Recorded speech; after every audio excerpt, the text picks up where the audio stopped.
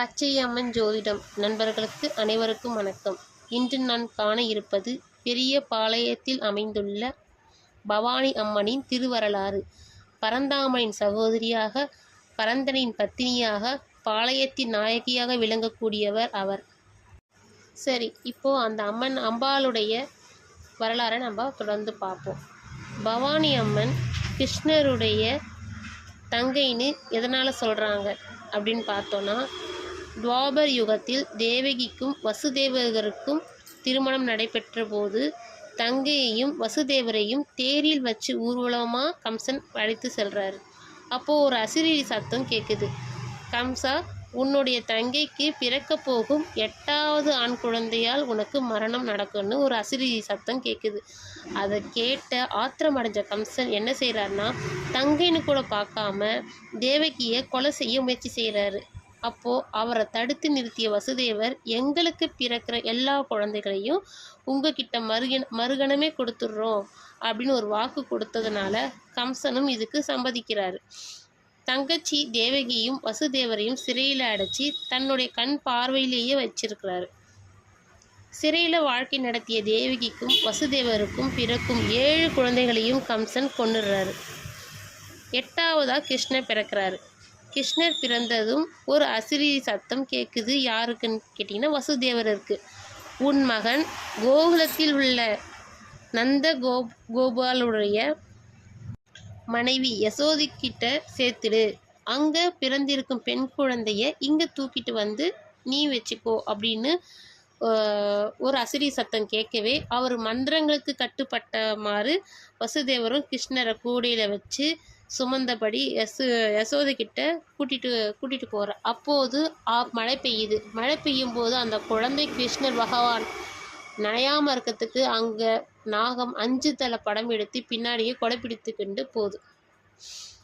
அங்கே யசோதைக்கிட்ட விட்டுட்டு அங்கே இருக்கிற பெண் குழந்தைய தூக்கிக்கிட்டு வந்து மயக்கத்தில் உள்ள தேவகி கிட்ட பக்கத்தில் போட்டுடுறாரு. அடுத்து குழந்தை பிறந்த செய்தியை கேட்டு கம்சன் உடனே சிறைக்கு வராரு.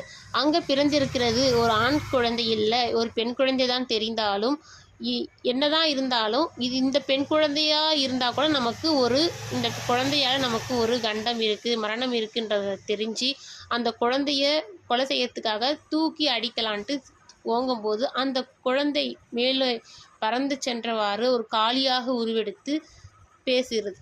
என்னன்னு கேட்டிங்கன்னா, உன்னை கொலை செய்ய கோகுலத்தில் ஒரு ஆண் குழந்தை பிறந்துள்ளது அப்படின்ற ஒரு வார்த்தையை சொல்லிட்டு அங்கேருந்து அந்த சக்தி மறைஞ்சிருது. இதுதான் பவானி அம்மன் பிறந்த கதை. இவங்க தான் இந்த குழந்தை தான் பவானி அம்மனாக இருக்கிறாங்க. அடுத்து பார்த்தீங்கன்னா, சென்னைக்கு பக்கத்தில் திருவள்ளூர் மாவட்டத்தில் பெரிய பாளையம் என்ற ஊரில் தான் பவானி அம்மன் கோவில் இருக்குது. பாளையம்னாவே படைவீடு, பெரிய பாளையம்னா பெரிய படைவீடு என்று தான் இதோட அர்த்தம். காளி தேவியை இங்கு பவானி அம்மனா இருக்கிறதா சொல்கிறாங்க ஒரு வரலாறு. இந்த கோவிலில் இருப்பது ரேணுகா தேவி தான் சொல்கிறாங்க. அது எதனாலனா, கருவறையில் வீற்றிருக்கும் அம்மனும் உற்சவமூர்த்தி அம்மனுக்கும் தலை மட்டும்தான் இங்கே காட்சியளிக்கும்.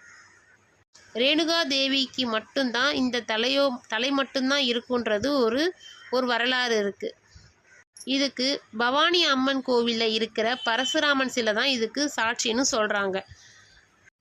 ரேணுகாதேவி பரசுராமனுடைய தாய் என்றும், தாயோடைய தலையை தந்தை சொல் கேட்டு பரசுராமர் வெட்டினார் என்றும், அதற்கு கைமாறா ஜமதக்னி முனிவர் என்ற ஒரு வரம், என்ன வேணாலும் கேளுன்னு அப்படி சொல்கிறாரு. அப்போது பரசுராமன், என்னுடைய தாய் மறுபடியும் உயிர் பெற்று எழ வேண்டும் என்று வரத்தை கேட்கிறார், அப்படியே ஆகட்டும்னு ஜமதக்னி முனிவர் சொல்ல, உடனே பரசுராமன் அவசரத்தில் என்ன பண்ணுறாருனா, வேறு பெண்ணுடைய தலையை எடுத்து தன் தாயின் உடம்பில் பொருத்திடுறாரு. தலையோடு உள்ள ரேணுகாதேவி அதோடு காட்டில் வாழும் வேடர்களோடு அடைக்கலம் புகுந்துறாங்க. அங்கே உடல் இல்லாமல் இருக்கும் ஒரு தெய்வத்தை பெண்ணாக ஏற்று பணிவிடை செய்ததாகவும், அதிலிருந்து ரேணுகாதேவி காவல் தெய்வமாக அங்கே இருக்கிறாங்கன்னு அந்த வேடர்கள் ஏற்றதாகவும் சொல்கிறாங்க. அந்த உடம்புல வேறொரு பெண்ணை வச்சதை மாரியம்மனாக உருவெடுத்திருக்கிறாங்கன்னு இன்னொரு வரலாறு சொல்லுது.